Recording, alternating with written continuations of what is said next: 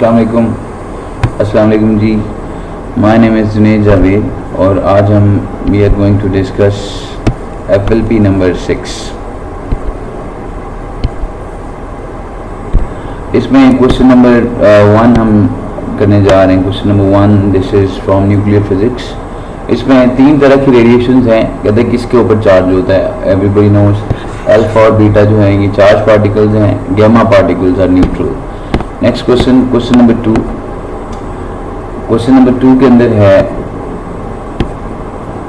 Which decreasing the quantum number energy difference at between the levels and atoms. देखिए quantum number decrease हो रहा है, मतलब ये है कि हम न्यूक्लियस के करीब आ रहे हैं। 2 तरह के सवाल होते हैं, एक ये है कि आप न्यूक्लियस अवे जाएं, एक है न्यूक्लियस के टुवर्ड्स आएं। ये न्यूक्लियस से चूंकि टुवर्ड्स आ रहे हैं, डिक्रीज हो रहा है क्वांटम नंबर। लाइक पहले हम 4th शेल में थे, फिर 3rd में, 2nd, 1st, तो डिक्रीज हो रहा है, मतलब न्यूक्लियस के करीब आ रहे हैं, तो एनर्जी डिफरेंस जो है वो इंक्रीज होगा। अगर दूर जाएंगे तो it decrease. Next question, question number 4। Aluminium has moved in the field, charge develop is proportional to. आप सब जानते हैं कि जो चार्ज की इक्वेशन होती है that is given by -n delta pi over r। तो आप क्लियरली देख सकते हैं अगर इस वजह से देखा जाए तो चार्ज किसी पर रेट पर तो डिपेंडेंट है ही नहीं, इसके टाइम फैक्टर नहीं है। मैग्नीट्यूड ऑफ मैग्नेटिक फील्ड, अब अगर डेल्टा फाई की जगह मैं BA cos थीटा या साइन अल्फा डाल देता हूँ तो ये बन जाएगा। तो वेलोसिटी ऑफ द रॉड के ऊपर डिपेंडेंस नहीं है। आप इवन मोशनल EMF वाला भी लगाएं तो वहाँ से भी आप देख सकते हैं। तो इसमें जो राइट ऑप्शन बनेगा that is it is proportional to flux. Basically it should be change in flux के जो चार्ज डेवलप हुआ वो चेंज इन फ्लक्स के जो है ना प्रोपोर्शनल होता है। तो but out of the given options you can only select the alpha option. Next question, question number 2 missing था यहाँ आगे। Ratio of longest to shortest of Lyman series. Lyman series के लिए देखें शॉर्टेस्ट वेवलेंथ का जो शॉर्टकट होता है दैट इज p² आपके नोट्स में गिवन है। और लैम्डा मैक्स का जो शॉर्टकट होता है वो n² p² n² - p²RH। Everybody knows. इसमें जो p पुट करना है क्योंकि लाइमन सीरीज है, p में 1 होता है लाइमन का, और यहाँ पर आपने जो p पुट करना है वो तो 1 आएगा, इसमें n आपने फिर एडजेसेंट वाला पुट करना है दैट इज 2। जब आप पुट करके रेशियो लेंगे तो 4/3। Next question 5। When full wave rectification the DC voltage for the load is obtained for complete. Half wave में एक साफ साइकिल में आता है, फुल वेव में कंप्लीट में आता है। Quantization is not important for ordinary pendulum because जब देखें यहाँ देखें डिस्क्रीट लेवल के लिए ये यूज होती है। यहाँ पर क्योंकि टू क्लोजली स्पेस्ड हैं तो इस वजह से हम वहाँ पे अप्लाई नहीं कर सकते, ये डिस्क्रीट नहीं रहेगा because they are so close कि they appear to form a continuous pattern. तो हम यहाँ पर ये जो equal to HF Planck's formula है ये अप्लाई नहीं कर सकते। Question number 7। क्वेश्चन नंबर 7 जो है current for 2 minutes using 6 volt supply, energy dissipated during 2 minutes is. तो अब यहाँ पर आप एनर्जी जब निकालेंगे तो डेल्टा ऑप्शन आपको टाइम दिया गया है, आप किसी भी तरीके से फाइंड कर सकते हैं। इसका एनर्जी का फॉर्मूला आप ये भी यूज़ कर सकते हैं P × T। पावर का फॉर्मूला V × I होता है into time. Time should be converted into seconds. तो वोल्टेज और करंट दिए हुए हैं वहाँ से एनर्जी आ जाएगी। Next question 8। The free particle moves through field, the particle may undergo a change in direction क्योंकि magnetic force is a deflecting force तो वो डायरेक्शन चेंज करती है। वर्क चूंकि नहीं करती तो एनर्जी और स्पीड में कोई चेंज नहीं आएगी। नेक्स्ट क्वेश्चन का बताएं 9। Actual charge on the plates. आप सब जानते हैं एक प्लेट क्या होती है पॉजिटिवली चार्ज और दूसरी क्या होती है नेगेटिवली चार्ज। नेट चार्ज 0 होता है लेकिन प्लेट्स का प्लस और माइनस को 40 option. Then the answer total negative charge on electron in 1 kg of helium, atomic number 2 and molar mass is 4। तो इसको आप पहले निकाल लेंगे नंबर ऑफ इलेक्ट्रॉन्स कितने हैं, जरा केमिस्ट्री से रिलेटेड सवाल है, और फिर Q का फॉर्मूला आगे लगाएंगे Na। तो नंबर ऑफ इलेक्ट्रॉन्स एक हीलियम एटम के अंदर, हीलियम एटम के अंदर आप जानते हैं हीलियम का एटॉमिक नंबर है 2, तो इसके अंदर 2 प्रोटॉन है न्यूक्लियस में और इसके बाहर 2 इलेक्ट्रॉन हैं। तो 2 इलेक्ट्रॉन्स हैं एक हीलियम एटम में। तो पहले यहाँ जो मैथ दिया है यहाँ से आप, और आपको एटॉमिक नंबर भी दिया हुआ है, मोलर मास भी दिया हुआ है, यहाँ से आप पहले पता लगाएंगे कि उसके अंदर नंबर ऑफ एटम्स कितने हैं, फिर उन एटम्स का 2 टाइम्स करके नंबर ऑफ इलेक्ट्रॉन पता लगाएंगे, then you get discharge. Question number 11, 4 bend in the circle. याद रखिए जब सर्कल में आप बेंड करें तो क्रॉस डायमीटर जो रेजिस्टेंस होती है उसका जो फॉर्मूला होता है वो R/4 होता है, ठीक है। तो R/4 यहाँ पे 4 है, 4 is 1 ohms। Next question, while a capacitor remains connected to battery, a dielectric slab is slipped between the plates। क्योंकि यहाँ पे कीवर्ड है कि बैटरी लगी हुई है, डिस्कनेक्ट नहीं हुई। जब आप डायलेक्ट्रिक डालेंगे तो आपको मैंने केसेस कराए हुए हैं कि मजीद चार्ज बैटरी इंजेक्ट करती है और वो चार्ज ऑब्वियसली पॉजिटिव से नेगेटिव प्लेट की तरफ जो करता है बैटरी की होगा। तो this is delta option, charge बढ़ जाता है। 13 for atomic gas which lane is correct. CpCv के जो फॉर्मूले हैं आप जानते हैं, गैमा R और गैमा -1, ये आपको याद होगा मैंने फॉर्मूला लिखवाया था। तो इसमें डायटोमिक गैस का 1.4 होगा जिसे आप 7/5 लिख सकते हैं। This is beta option. Next question, 1 mole of gas gamma is given having this 1 mole of gas having this, उसको आपने मिक्स कर दिया। तो मिक्सचर की जो होती है ना, वैसे ही मिक्सचर वाली हमारे सिलेबस से नहीं है, ये इंजीनियरिंग वाले क्वेश्चन होते हैं, इसको आप you can skip it for the time being. There is no need to concern with the mixtures of gases. Do not go through the mixtures of gases. You need to know the values gamma for monatomic, diatomic and polyatomic gases only. There is no need to consider the mixture of gases. Question number 15, the muscular power of athlete, energy दी हुई है, time भी दिया हुआ है। Power का formula लगा लेंगे W/T, यहाँ से आप फाइंड कर लें। तो straight away 500/2, this is 250 watts. Next question, the amount of work required to stop a moving object is equal to, क्योंकि आप जानते हैं वर्क एनर्जी प्रिंसिपल से वर्क इक्वल टू क्या होता है, चेंज इन काइनेटिक एनर्जी। तो हमने स्पीड नहीं कहना बल्कि change in kinetic energy. No kinetic possessed by the body which is at rest. Standing is the key word, because the elevator is standing, it is at the rest position, so there is no kinetic energy. Time period varies with inertia factor as, आप जानते हैं मैंने आपको कुछ फॉर्मूले touch करवाए थे simple harmonic motion में, तो आप यहाँ से देख सकते हैं टाइम पीरियड डायरेक्टली क्वेश्चन तो है बट मैथ्स का स्क्वायर रूट है। Next question 19, particle is executing as system. वो कहते हैं what is then its phase in radian changes by angle of dash after one complete revolution. आपको पता है जब एक साइकिल मुकम्मल हो जाता है तो 360 या 2 पाई एंगल होता है। क्वेश्चन 20, सिंपल हार्मोनिक ऑसिलेटर है, kinetic energy graph with distance. आप सब जानते हैं काइनेटिक एनर्जी जो होती है उसका फॉर्मूला ये होता है फॉर एसएचएम। जरूरत नहीं है इसकी, बड़ी एहतियातन किया करवाया जा रहा है। और चूंकि एसएचएम में जैसे जैसे बॉडी मीन से एक्सट्रीम की तरफ जाएगी तो उसकी काइनेटिक एनर्जी कम होती जाती है, तो इस वजह से फॉलिंग ग्राफ आना चाहिए। कांस्टेंट वाला नहीं, ये टोटल एनर्जी का होता है, बढ़ेगी भी नहीं, क्योंकि जैसे पेंडुलम होता है तो पेंडुलम मीन और ये एक्सट्रीम है, जैसे जैसे मीन से एक्सट्रीम जाता है वाई बढ़ता है तो काइनेटिक एनर्जी कम होती जाती है, finally drop down to zero. Alpha option. Potential energy का अगर ग्राफ बनाते तो वो इंक्रीज होती जाती है और वो मैक्सिमम हो जाती है। इसको फ्लिप कर देंगे, इसको जब फ्लिप करेंगे इसी ग्राफ को तो पोटेंशियल ग्राफ बन जाएगा। 21, an observer moves towards the stationary source with a velocity 1/5. What is the percentage increase? Percentage increase जो होती है आप सब जानते हैं, it is delta f over f into 100। इस ये क्वेश्चन हमने क्लास के अंदर किया भी हुआ है। तो आपने डेल्टा एफ जब निकालनी है तो फाइनल माइनस इनिशियल करके आप निकाल सकते हैं। तो इसमें जो एफ डैश है यहाँ पर आप डॉपलर इफेक्ट वाला केस लगा लेंगे, क्योंकि इसमें टुवर्ड्स जा रहा है, टुवर्ड्स जब ऑब्जर्वर जाता है, ये हमने क्लास में किया हुआ क्वेश्चन। तो यहाँ से मैंने आपको थोड़ा गाइड कर दिया, you can put in the values, get the answer. Next question 22, cylindrical tube, where the tube is dipped vertically inverted so that half of length is inverted. Fundamental frequency, देखिए open pipe की fundamental, ये भी हमने सवाल किया था, हमारे routine टेस्टों में आया था।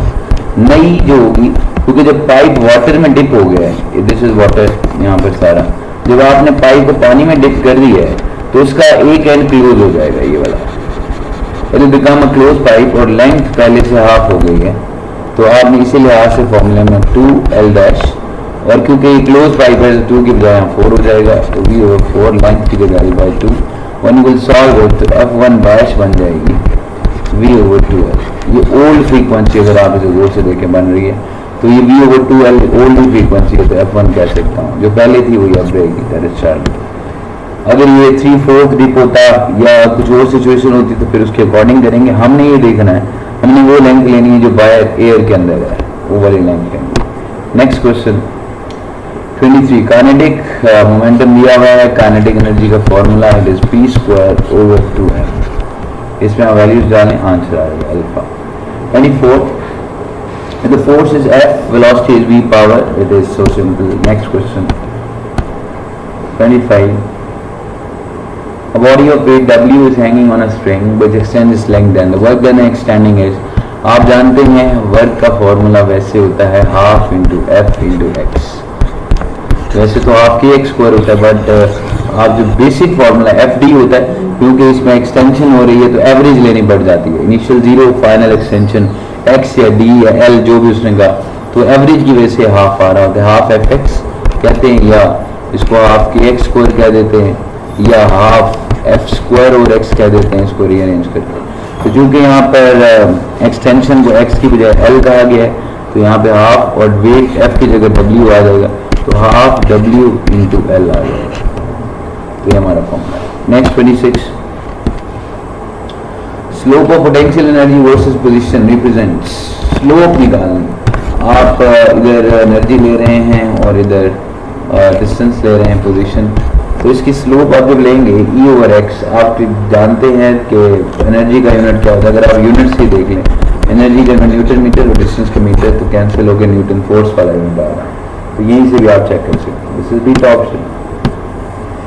27, the distance travelled by during the first 3 consecutive seconds are in the ratio, तो इसमें आप फ्रीली फॉलोइंग वाला फॉर्मूला लगाएंगे, half g into 2n minus 1, half g5 होता है, तो ये शॉर्टकट डायरेक्ट आप यूज कर सकते हैं।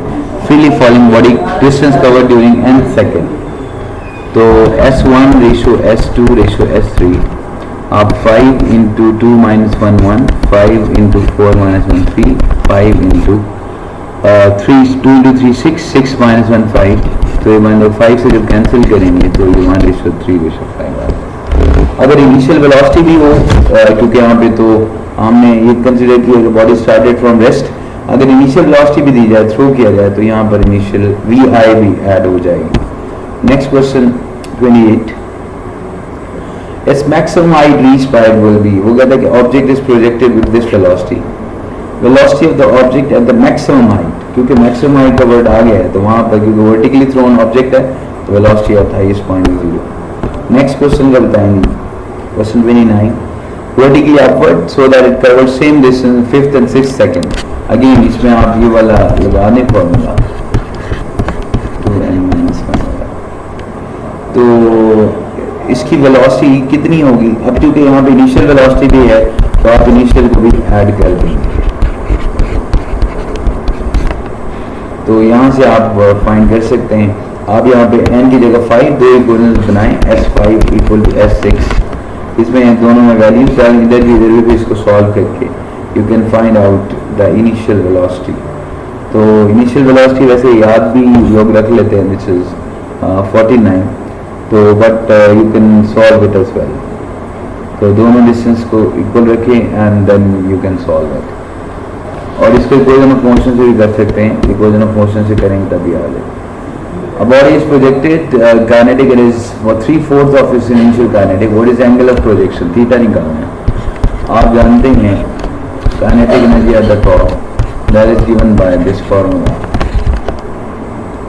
तो kinetic top पे 3/4 है, तो 3/4 initial और जो किया है cos square theta, किया से कैंसिल, cos theta बन जाएगा, दोनों तरफ जब स्क्वायर रूट लेंगे।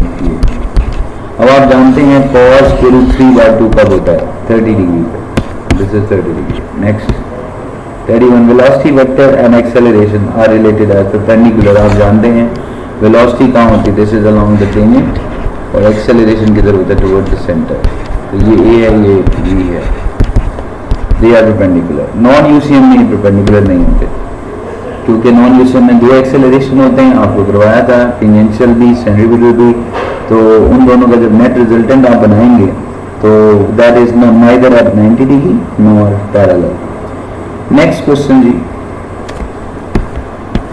नेक्स्ट क्वेश्चन 32 को अगर आप गौर से देखें, which is the following physical quantity different from others, इस तरह के क्वेश्चन इस तरह के इस दफा पीएमसी के टेस्टों में आ रहे हैं, बाकी सब मिलती जुलती चीजें, यूनिट भी सेम है, power is a different thing. Next question, induction furnace makes use of, it is actually practical application of eddy current. Core पे करंट रिड्यूस होता है, वो करंट रिड्यूस होकर हीट अप करता है, वो फिर फर्नेस के अंदर हीट प्रोड्यूस होती है। 34 transformer mutual induction working principle, the best material soft core iron, iron का हिस्टैरिसीस लॉस कम होता है, उस हिस्टैरिसीस लॉस के कम होने की वजह से हम आयरन यूज करते हैं। नेक्स्ट क्वेश्चन, डिप्लीशन रीजन में ना इलेक्ट्रॉन होल्स, आप नोट्स में सारी डिटेल्स गिवन है। डिप्लीशन का मतलब ये है यहाँ से फ्री चार्ज कैरियर्स डिप्लीट हो गए। 37 length of depletion region layer भी, क्योंकि इंक्रीज है फॉरवर्ड वोल्टेज इंक्रीज किया आपने तो ये डिक्रीज हो जाएगी, क्योंकि फॉरवर्ड में वैसे ही विड्थ डिक्रीज हो रही होती है, जितना फॉरवर्ड वोल्टेज बढ़ाएंगे कम होती जाएगी। 38 यहाँ पर एनर्जी का फॉर्मूला है twice the wavelength energy of photon. Energy of photon का फॉर्मूला ये होता है, यहाँ से आप रेशियो ले सकते हैं लैम्डा ए लैम्डा, इनवर्स रिलेशन है तो इस तरह 8 रेशियो में कैंसिल हो गए। आप डायरेक्ट भी कर सकते हैं, ये आसान था। जिसकी वेवलेंथ ज़्यादा है उसकी एनर्जी कम होगी, और इसकी डबल है वेवलेंथ तो एनर्जी हाफ होगी। अगर कोई टेढ़ा मेढ़ा सवाल है, टेढ़ी रीडिंग्स हो उसमें मतलब सॉल्व करने वाली, तो you can take ratio. Lines of magnetic field lines are always circle. आप जानते हैं जब किसी चीज़ में करंट गुजरते हैं, नोट्स में आपको मैंने टॉपिक करवाया हुआ है, नोट्स में मौजूद होगा, तो कंसेंट्रिक सर्कल्स बनते हैं और उनकी direction you can find it by right hand rule, right hand fist rule use कर सकते हैं। 40 question number 40, over at straight line that current is in the north, north इधर होता है और इधर क्या होता है ईस्ट, इधर होता है west and this is south. तो करंट नॉर्थ की डायरेक्शन में करंट इधर है, आप थंब इधर रखें तो जब फिंगर्स को कर्ल करेंगे तो पॉइंट ऑफ ऑब्जर्वेशन एट, जहाँ अगर अबव से आप देखेंगे तो इसकी डायरेक्शन टुवर्ड्स वेस्ट बन रही होगी, यानी फील्ड लाइंस टुवर्ड्स वेस्ट जा रही होंगी, ऊपर से ईस्ट की तरफ जाएंगी और नीचे से किधर जाएंगी वेस्ट की तरफ जाएंगी। और हम क्योंकि ओवर हेड है हम नीचे से देख रहे हैं, इसमें वर्ड है ओवर हेड। नॉर्मल व्यू हमारा टॉप से होता है, बट चूंकि ओवर हेड ट्रांसमिशन लाइन है तो ऊपर से खड़े होकर हम नीचे, ऊपर लाइन है और हम we are viewing it from the downward direction, तो जब ऊपर से नीचे से देखेंगे तो हमें जो डायरेक्शन है, अगर आप राइट हैंड फिंगर्स कर्ल करें तो ये वेस्ट की तरफ जाती नजर आएंगे, ऊपर से देखेंगे तो ईस्ट की तरफ। 41 क्योंकि यहाँ पर डीसी बैटरी लगी है, ट्रांसफार्मर ओनली किस पे काम करता है, एसी पर, डीसी पर काम ही नहीं करता, तो इस वजह से आउटपुट एसी हो। नेक्स्ट क्वेश्चन, इसके अंदर आपने बिल निकालना है, आपको बिल का फॉर्मूला बताया हुआ है, नंबर ऑफ यूनिट्स निकालने और साथ कॉस्ट पर यूनिट मल्टीप्लाई, ये आपको फॉर्मूला लिखाया गया है, ये आपने मल्टीप्लाई करना। अब नंबर ऑफ यूनिट्स कैसे निकालें, आपको कहा गया 125 लैंप्स हैं और वाट का लैंप है और 4 आवर चलता है, तो आपने 30 डेज के लिए पहले इसके यूनिट्स निकालने हैं। How much does it cost you, 125 वाट, 125 का मतलब 0.125 किलोवाट और आवर्स 4 हैं और दिन कितने हैं 30, तो यहाँ से आप मल्टीप्लाई करके किलोवाट आवर्स यूनिट निकालेंगे, तो वो यहाँ पर आप पुट करेंगे, देन कॉस्ट 1 पर किलोवाट आ रहा है तो यहाँ से 15 आ जाएगा, इतनी 80 यहाँ से 15 आंसर आना है, तो 15 यूनिट जो है वो कंज्यूम होंगे, यहाँ पर आप 15 इंटू जब 1 करेंगे तो आंसर 15 आएगा। A sudden extrative requires current at this voltage, rate of energy dissipation, rate of energy का मतलब पावर फाइंड करनी है और पावर का फॉर्मूला एवरीबॉडी नोस, PI होता है, तो 7 मिली का -3, वोल्टेज 80 किलो का मतलब +3, ये से फड़क जाएगा, तो 80 into 7 this is 560। Next question, energy supply to the charge derive from the conversion, अंदर कन्वर्जन हो रही होती है बैटरी के अंदर इलेक्ट्रोलाइट की केमिकल एनर्जी इलेक्ट्रिकल में बदलती है। 45 algebraic sum of all the currents or the potential changes in a closed circuit is 0. This is case of second law again, KCL and KVL they are not part of syllabus, but क्योंकि PMC के test में basic सवाल आ रहे हैं, जैसे quarks के सवाल आए हैं, तो हमें ये थोड़ी थोड़ी बेसिक वैसे ही आनी चाहिए। Next question 46, V is applied voltage are then loss. ये तमाम फॉर्मूले पावर के हैं, पर यूनिट टाइम का मतलब पावर बन जाता है। 47, gamma is 1.4, heated at constant pressure in CP आपने यूज करनी है। What is the fraction of heat supplied which increases the internal? इसका मैंने शॉर्टकट बताया हुआ 1 over gamma, और अगर परसेंटेज निकालिए तो आप इसको 100 से मल्टीप्लाई, यहाँ से फ्रैक्शन निकालिए तो gamma है 1.4, gamma को 1.4 को आप 7/5 लिख सकते हैं, तो 1/7/5, 5 ऊपर चला जाएगा, 5/7, दिस इज 0.7 अप्रोक्सीमेटली। और अगर परसेंटेज पूछता तो 100 से मल्टीप्लाई कर देते, 70% हो जाता। Wire carries current, the charge that passes cross section, तो आपने चार्ज निकालना है, I into T वाला फॉर्मूला लगाएंगे और आंसर आ जाएगा। अगर करंट में वेरिएशन, ये तो स्टडी करंट है, अगर करंट में वेरिएशन हो तो यहाँ पर जो करंट लेना है फिर आपने एवरेज भी लेनी है, एवरेज दोनों का ऐड करके 2 से डिवाइड करना। 49, wire contains current number of electrons, I का formula again Ne over T आप लगा सकते हैं, वहां से नंबर ऑफ इलेक्ट्रॉन, बुक की एग्जाम्पल है, इंपॉर्टेंट है, delta option. 50, अनचार्ज object having a positive charge, तो आपने इलेक्ट्रॉन्स को रिमूव करें, ऐड करेंगे तो नेगेटिव आ जाएगा, this is delta option. Electrostatic force between two as compare to proton at same distance, it is 4 times, क्यों? क्योंकि Coulomb force that is proportional to product of charges, दो protons होंगे तो उनकी four charges E into E square बनेंगे, और अगर alpha particle है उनका चार्ज 2E होता है तो it will be 4E square, तो you can see the difference of factor of force. Next question, अगर डिस्टेंस वगैरह भी सेम डिफरेंट होते फिर हमें रेशियो लेनी पड़ती, जैसे हम क्लास में करते रहे। एनर्जी नॉट प्रोपिगेटेड बाय, जो हमारी प्रोग्रेसिव वेव्स हैं वो प्रोपिगेट करती हैं, स्टेशनरी वेव्स प्रोपिगेट नहीं करती, इनमें एनर्जी ट्रैप हो जाती है नोट्स के में। 53, minimum Audible wavelength at room temperature is, minimum frequency 20 hertz है और मैक्सिमम कितनी है 20 किलो हर्ट्ज ऑडिबल जो है। तो अगर आपको फ्रीक्वेंसी दी जाए, वेवलेंथ आपने निकालनी है V equal to F lambda, तो यहाँ से आप लैम्डा निकाल सकते हैं V ओवर एफ करके। तो इसमें आप यहाँ से V को आप 340 के करीब ले लें, रूम टेम्परेचर 340 में आती है और ये 20, तो यहाँ से कैंसिल हो गए, इट इज ऑलमोस्ट आपको आंसर जो मिलेगा वो 17-20 के करीब मिल जाएगा, तो you can solve it for this wavelength. Next question 54, a source of sound is moving with uniform speed, there is no Doppler effect। आपको मैंने एम्बुलेंस वाले और जियो स्टेशनरी सैटेलाइट वाले क्वेश्चंस करवाए थे, तो वहाँ से आप कर सकते हैं इनको, तो दिस इज रिमेन्स इंशाल्लाह।